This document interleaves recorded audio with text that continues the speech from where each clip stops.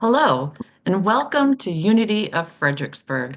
My name is Linda, and I'm pleased to welcome all of you to the Unity of Fredericksburg weekly online gathering. At Unity of Fredericksburg, we are advancing the movement of spiritual awakening and transformation through unity, a positive path for spiritual living. We thank those of you watching on YouTube, live or later, and invite you to subscribe to our YouTube channel. If you're able to attend live, we encourage you to join us in the Zoom community room for the full Sunday morning experience, including music, prayer, and connection. Our weekly newsletter includes the Sunday service link, and you can subscribe to receive that on our website at uofva.org. For everyone local to Central Virginia, Unity of Fredericksburg offers a variety of fun and enriching in-person gatherings every month. Subscribe to our weekly newsletter at uofva.org for all the details. Our message today comes from our minister, Reverend Cheryl Fair. And now, here's Reverend Cheryl.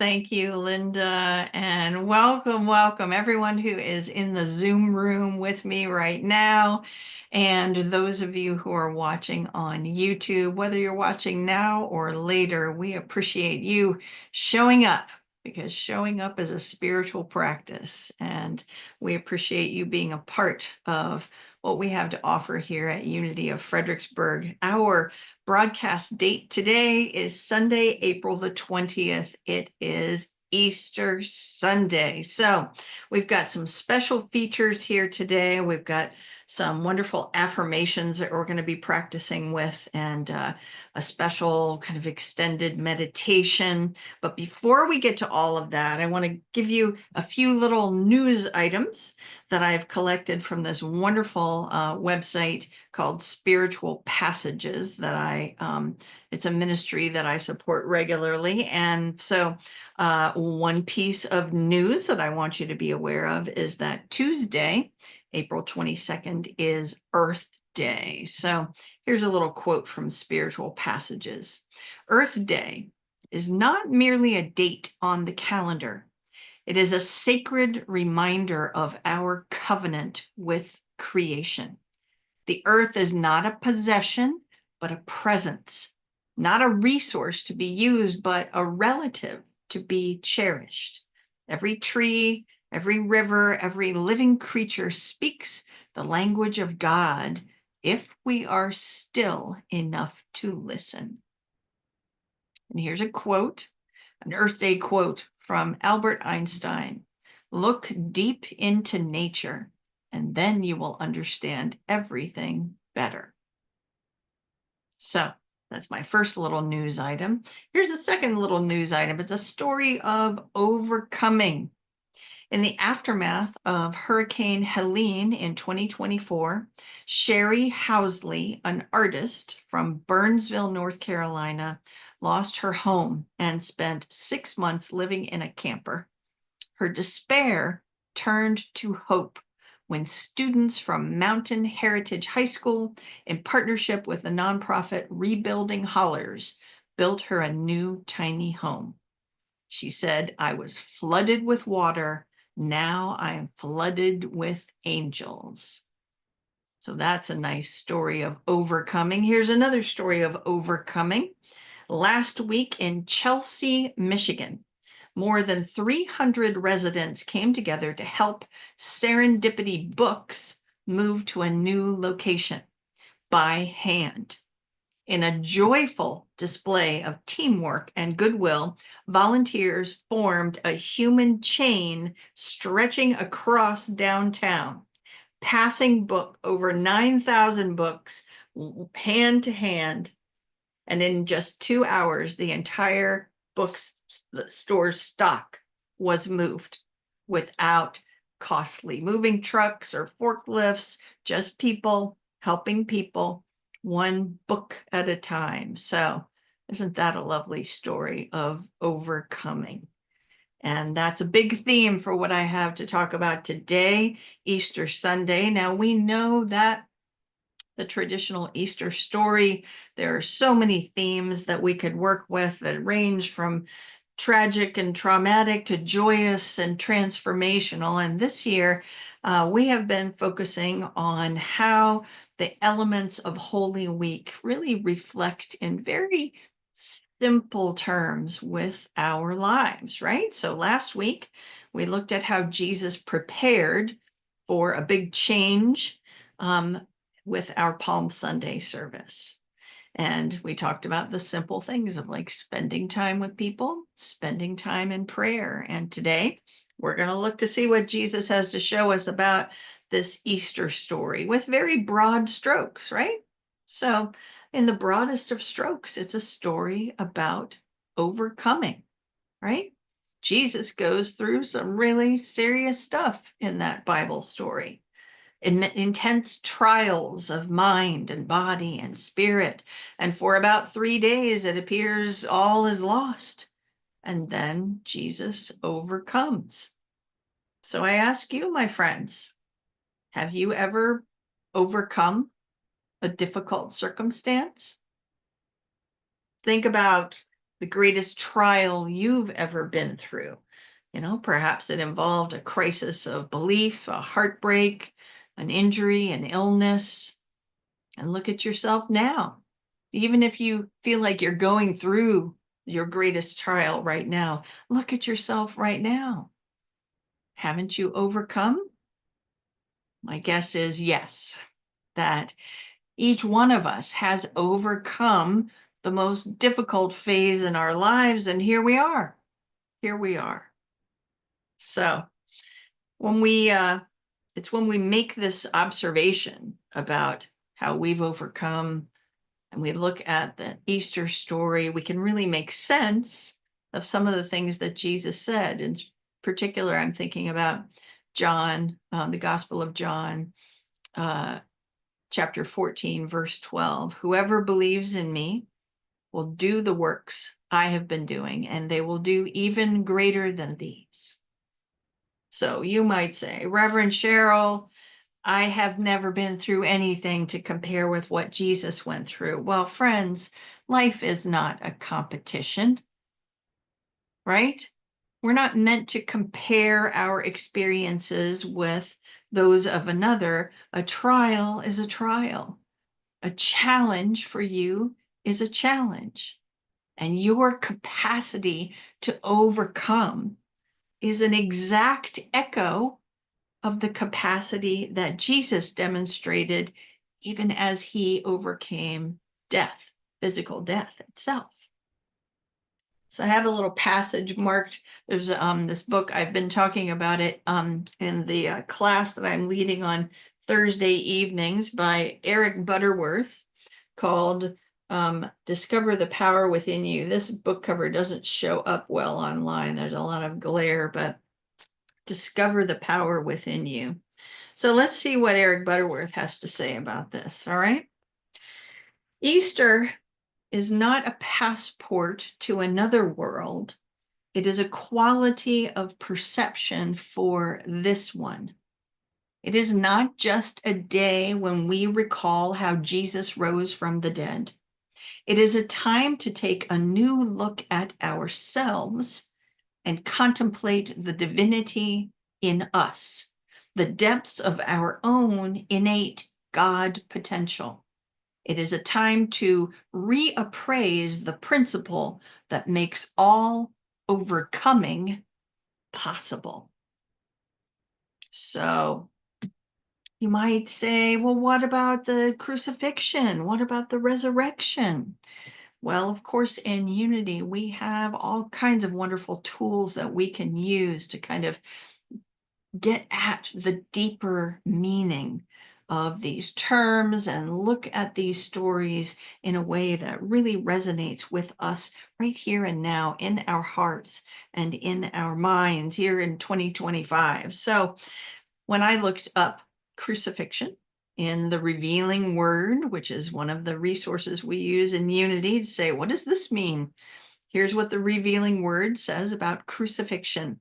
It defines it as the crossing out in consciousness of errors that have become fixed states of mind. Hmm. So, can you recall a time when you had gotten into a fixed state of mind, and the only way that change could come about would be to cross that out and turn a new leaf, rise again in a different way? I'm betting the answer is yes, my friends. So let's look back to one of these little stories that I shared at the beginning of the service. So I don't have any information on this story about the bookstore owner, so I'm going to embellish it. Let's use our imagination a little bit. So imagine that this bookstore owner um, has had their lease not renewed. So it's like they've lost the lease on their space. They fear they're going to lose their store because even though there is another space they could use down the street, they can't afford to pay for the movers. They're not fit enough themselves to be loading up boxes and carrying books and all these things. And so all the thoughts are about lack, losing the space, not enough money, no one to help. Anyone ever gotten into that kind of state of mind? And in order for the things to be resolved, all those beliefs needed to be crossed out, crucified, and it was accomplished through the loving support of the neighbors and the community. It probably just started with one person who heard what was going on with the bookstore owner and talked to some other people and talked to some other people, and all of a sudden they had 300 people who were just literally passing books and moved a bookstore in the matter of a few hours. So there are times we know this when, in order to make some kind of progress, you have to, clear your mind. And from a metaphysical point of view, we don't need to get into all the depths of that biblical story. We can see crucifixion from where we are right now, crossing out error beliefs. So, whatever false beliefs we're holding, error thinking, can be crossed out so that we can move into transformation, into something new and better. So I recently, along those lines, I recently heard a radio report. It was a pretty long report that was about how caterpillars transform into butterflies, right? Which is a kind of a transformation story that we are all familiar with. The little caterpillar and makes a cocoon, and after a certain amount of time there emerges a butterfly. But did you know that when the caterpillar goes into the cocoon, it's not, as scientists have been able to observe, it's not as if the body of the caterpillar literally like grows some wings or something. What happens in the cocoon is that the body of the caterpillar literally dissolves and becomes just kind of this gelatinous mass of life potential. The caterpillar totally breaks down, and after a time of waiting, the butterfly forms out of this substance of potential. There's this period of waiting, just like in the Easter story where the body of Jesus is in the tomb for 3 days. There's this period of waiting. There's some anguish. There's a lot of emotion going on. When it comes to changes in your life, there's often a period of waiting, right? A period of waiting before the new can emerge. So let's say if you are carrying a baby, there's a gestation period. There are months of kind of waiting where the mother can and the rest of the family can be planning and making space for something new, but everyone needs to wait, right? That you might be in a situation where you need to wait through a time of healing or a time of learning or a time of just processing what's going on before you can move forward. So that's something we can be reminded of by what Jesus shows us in the Easter story. And then, after that period of waiting, a new expression of God life is revealed, resurrection, right? And in the case of Jesus, he had one clear lesson for us all. And that is that we would understand that the spirit, the essence of what we are in truth, lives on. The energy of God life that we are is not limited to this physical body or this human lifetime. This is what Jesus wanted us to get. So he overcomes that, limitation, that seeming limitation of the physical body is no longer living. It's in the cave for 3 days. He comes back to show us that level of overcoming, that mindset that this is all we are. I'm only human. I only have this. I don't know anything after. He's like, no, no, no, look, look. So just like Jesus did, we have this endless capacity for resilience, for resurrection. So ask yourself, what have you overcome? Take a minute to give yourself some credit for the many things that you have overcome. Could be limitations in your background, things that you had no control over, things you did have some control over, and it took you a while to process them. Give yourself some credit. Now, you may say, my life does not compare with Jesus. And I've already said it's not about competition, friends. We're not here to compare like that. And what would Jesus say? I think he would disagree with you, right? So here's another little passage from Eric Butterworth, Discover the Power Within You. Let's see what Eric Butterworth has to say about this. When Jesus returned from the dead, he has that in quotations, he had demonstrated more than the overcoming of his own life. He did that. He rose again. And this was and is good reason for rejoicing for those who love him. But the most important factor, and one that has been almost universally overlooked, is that he had verified his teaching of the divinity of humanity. Jesus had proved in the most dramatic manner that there is a depth within the human being that is beyond the human life. So it's not just about what Jesus did, right? It's about the potential that we all have for overcoming. Here's a lovely quote I found from a Unity minister named Sylvia Hayes. Easter is not about the crucifixion. The whole point is the resurrection. It's all about the incredible strength and beauty that rises up because of the challenge. Jesus demonstrated that when we remember who we truly are, when we overcome our own sense of littleness and separation, when we stop crucifying others and ourselves, we too can work wonders and spread healing and light in the world. Your resilience is your brilliance. And Easter is every moment you choose to step into the truth of you. That's a good quote, right? And so on this Easter Sunday, we rise and celebrate the light of Spirit within. My title today is Rising in Divine Light. We become awake to the divinity that is the truth of what we are, we rise. When we pivot our attention away from the trials of our human lives and focus on our divine nature, we rise. As we are willing to get quiet and hear the still small voice of that God life within, we rise.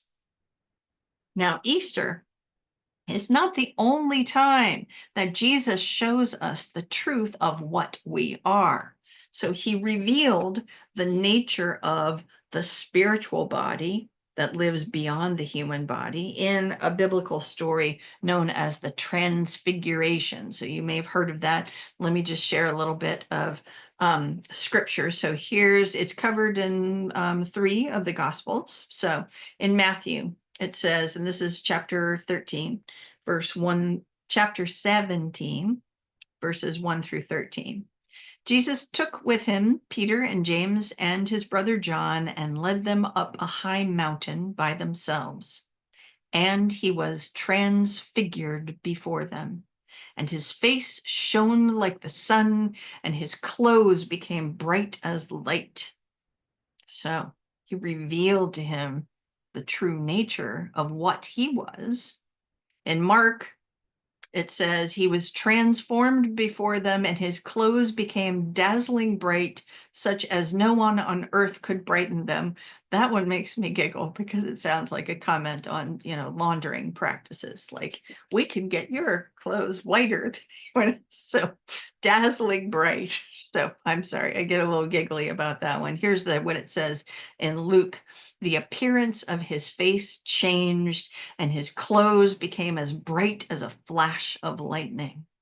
So through the transformation, Jesus reveals the true nature of the spiritual body that lives beyond this human life and this human body as a body of light.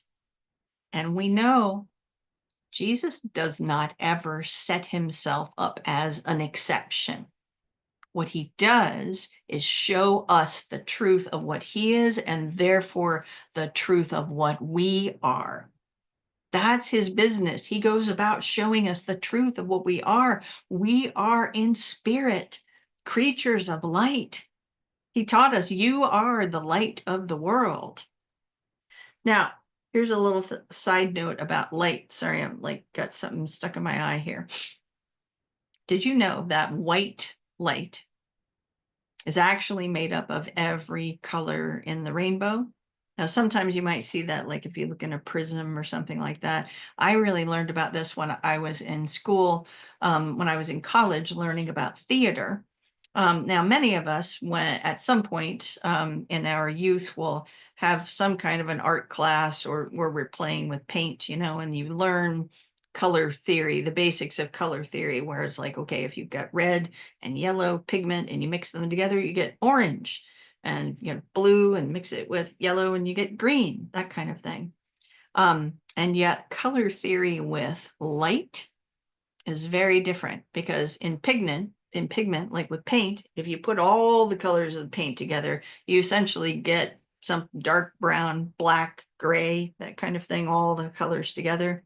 But in light, this works in the opposite way because in lighting, so I learned about it in theater lighting. If you've got if you're in a theater and all those colors of lights all around, all different colors, you've got your blues and your ambers and your green undertones, and what shows up is white light. All the colors together form white light. And no light at all, of course, that shows up as a lack of color. And then what you see on stage, of course, when you're in that white light is the shadows show you the color. The shadows show up, but this kind of there's a magic to this property of light that ties in with our awareness of divinity. And there are many stories of folks who have had near death experience. And that doesn't mean, that you had a close call with death, but people who actually have kind of, moved out of their body into across the veil and witnessed this kind of light. I have had an experience of this sort. And what I experienced was very near to us is a realm of light and sound, and the quality of the light is that there's every color of the rainbow present, and it's the brightest light that I've ever witnessed, and yet it doesn't make you need your sunglasses or whatever. It's just an essence. It's an essence of what we are. And I mention this, and as I bring us around to a special practice that we have today for Easter, because these lights are divine ideas, divine qualities, and unity provides us with a set of divine ideas that we can identify with as we go about our human lives. They're called the 12 powers, and they're sometimes called the 12 living lights, and they're often represented with color.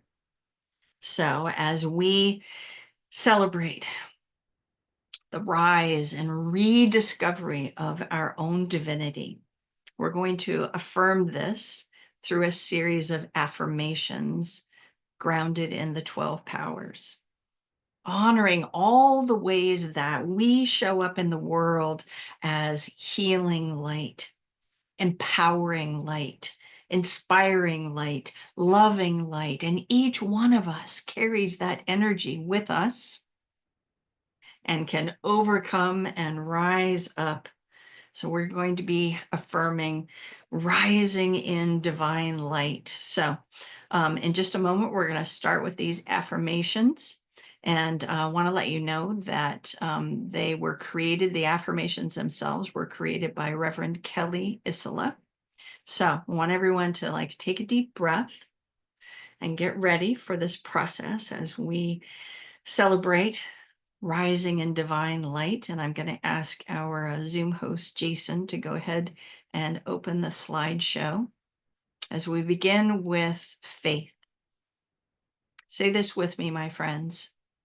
We acknowledge our gift of faith to the world, the gift that expresses divinely through our oneness of humanity. Take a breath and let's move on. Strength. Say it with me, friends. We acknowledge our gift of spiritual strength to the world, the gift of our patience and steadfastness in truth. Take a breath. Next one is wisdom. We acknowledge our gift of wisdom to the world, the gift that shines as the light from within, illuminating our way of life. Take a breath. Next, love. We acknowledge our gift of love to the world, the gift that comes from our hearts and minds flowing freely to bless all. Take a breath. Next one is power. We acknowledge our gift of power to the world, the gift that creates only good in our lives with every word of truth spoken. Breathe it in. And next, we have imagination. We acknowledge our gift of imagination to the world, the gift that dreams divine ideas into healthy, prosperous, peaceful, and joyous experiences. Take a breath for that. Next up, we have understanding. We acknowledge our gift of understanding to the world, the gift that gives us the ability to apply divine law in our world. Take a breath right here and now. And we'll move on to will. We acknowledge our gift of will to the world, the gift that knows there are infinite possibilities available for expressing our good in any situation. Breathe in and out on that. Next up, we have order. We acknowledge our gift of order to the world, the gift that is in tune with the infinite. Our gift of order establishes itself as perfect peace in our lives. Take a breath. And next, we have zeal. We acknowledge our gift of zeal to the world, the gift that bursts forth, bringing everlasting joy wherever we go. Breathe in and let it go. Our next one is release. We acknowledge our gift of release to the world, the gift that is establishing a new, fresh, wonderful world for everyone in our lives. Breathe that in and let it go as we move to our last one, which is life. We acknowledge our gift of life to the world, the gift that gives awareness of purpose and revitalizing energy to every creation on earth. So now that we have completed that, we're going to have one more slide that we will hold with for our meditation. So take some more deep breaths, my friends, as we settle into the stillness. Feel the breath moving in and out of the body. We're going to continue with the 12 powers for a little while here for our meditation. We're going to begin with the root chakra. So as you sit in your seat, this is the area of the body where your sit bones are, that foundation of the physical body.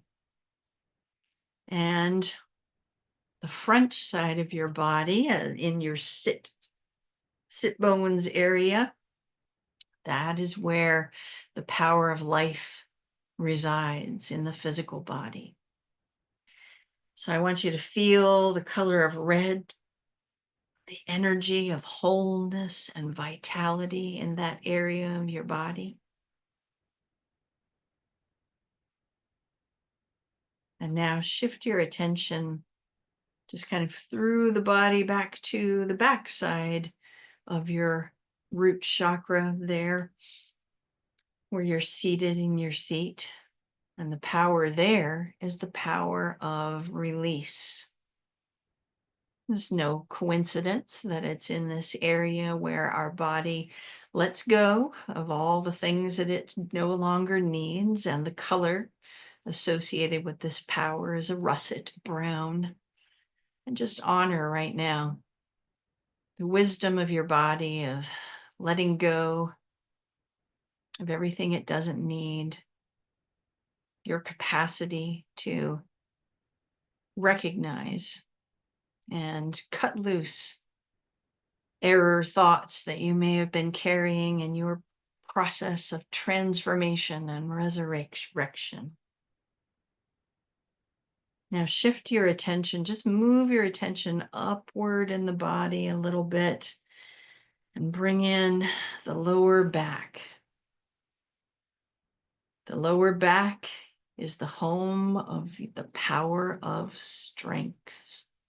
The color here is a light green like the new shoots of a spring blossom, everything that kind of comes forth with that bright green color. So important for your power of strength, because your power of strength is not about brute strength. It's about flexible strength, flexibility to move with the winds of outer occurrences and hold steady. Just like this vertebrae spine of your body holds you steady. The power of strength helps you hold on to the truth of what you know, even when the outer winds of the outer world are buffeting you to and fro. All right, let's move our attention forward in the body again. I want you to take in the belly. Just kind of, and you might want to rest your hand on these parts of the body as we go forward. So just put your hand on your belly there. This, my friends, is the home of your power of order, right? This is your gut Have you ever had that moment where you need to stop with the chatter of your head and the worry of your heart and listen to your gut? That's where the power of order is. The color here is a dark green. So it's kind of in the same neighborhood as that power of strength, but rather than a light green, this is a dark green. This is the energy that reveals to you your next best steps. What is the move for right now? Now, move your focus up a little bit higher, kind of like a hand width higher from your belly to what's called your solar plexus. Your solar plexus is where your power of wisdom resides, my friends.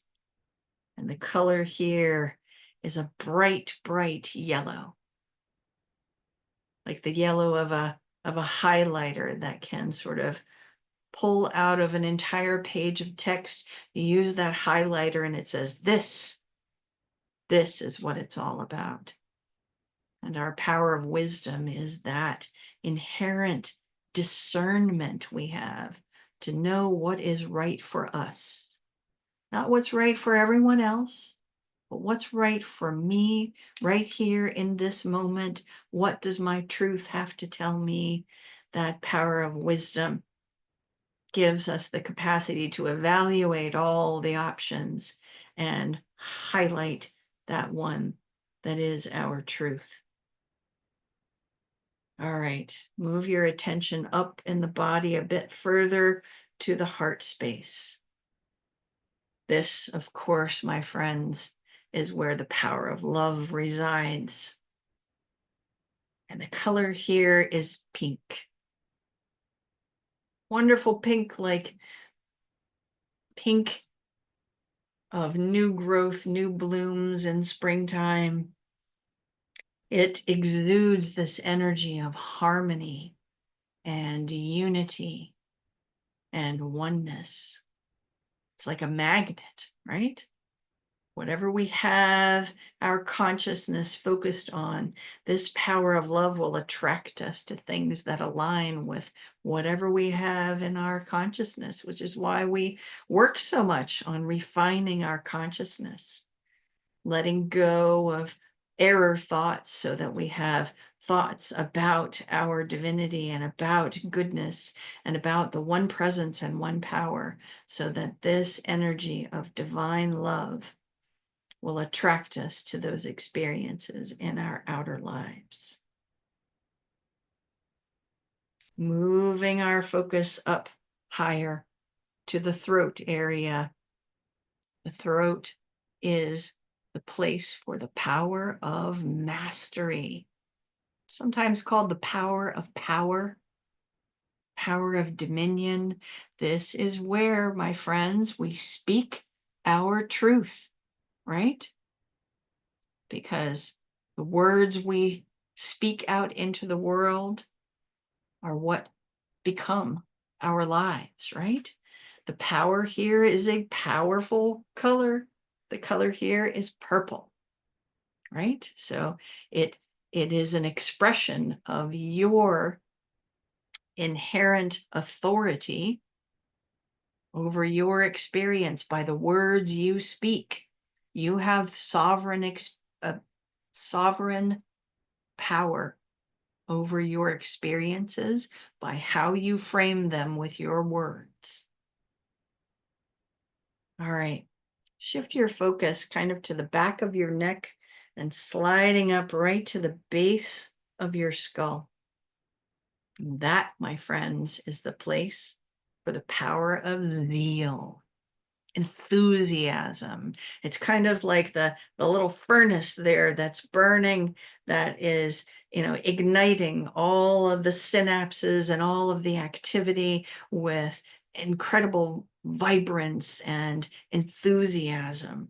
And the color here is orange, just like a pilot light. Although sometimes a pilot light burns blue also. So we're going to actually, go with that pilot light theme for a second as we move our focus right up between the eyes, because the color here is a light blue, also a color of a pilot light, and the power is imagination.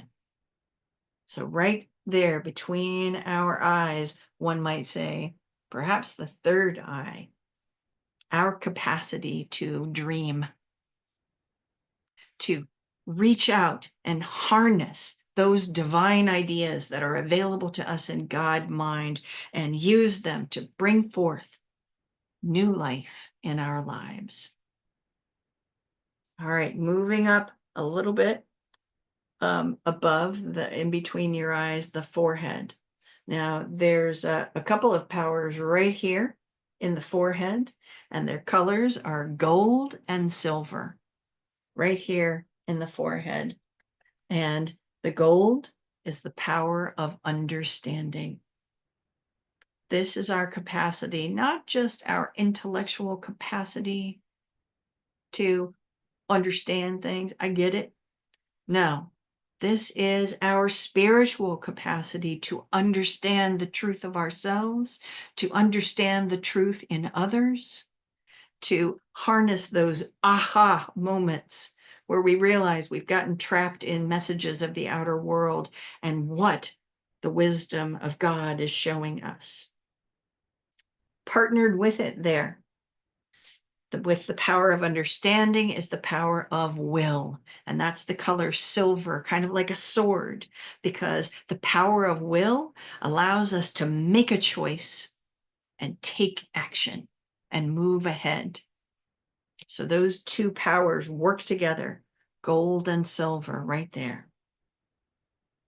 Then we move our focus to the center of our head, where we find the power of faith. Color there is a royal blue. And faith is our ability to believe with confidence, to have conviction, to perceive beyond what our human brain has to show us, and to know the truth of all that is. So now we have taken a full journey through the body with the 12 powers. We felt these energies, sensed the colors and the vibrations, and now we're just going to take a few moments in the stillness to just be right now.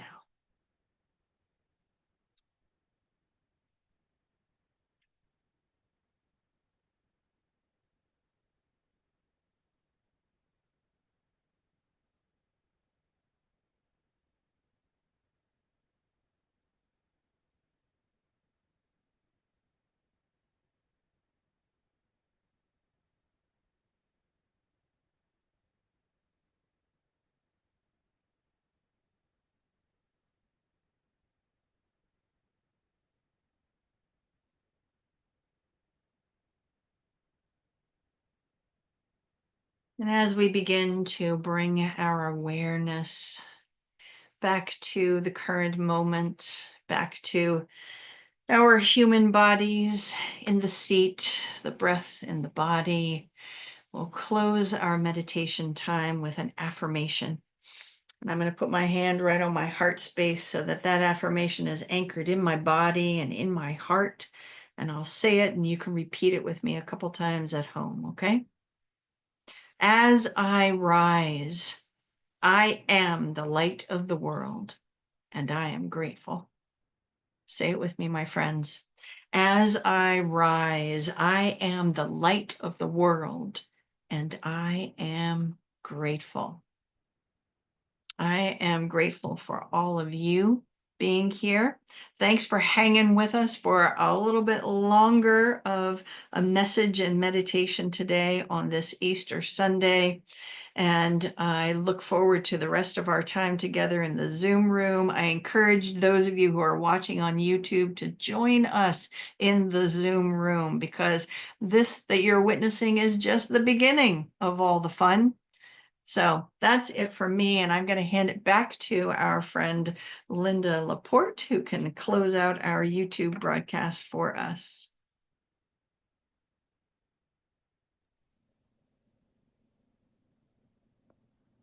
Thank you, Reverend Cheryl. And thanks for watching the weekly broadcast from Unity of Fredericksburg. Visit our website, uofva.org, to learn more about our mission of spiritual awakening and transformation, and support our ministry with your financial donation. Thanks again for watching, and see you next